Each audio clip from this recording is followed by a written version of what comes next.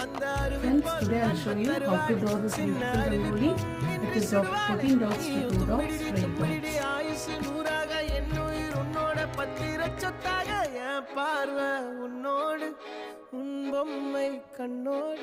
பேசாமல் விண்ணோடு நாம் மிதந்து போவோம் காதாரா அடியானாலா நான் தாங்க மாறோடு வா மிருது தேரே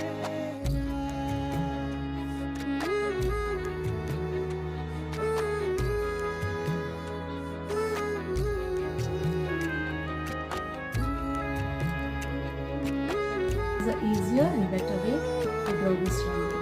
If you like such content, please like, share, comment and subscribe to my channel. Thank you all for watching my video.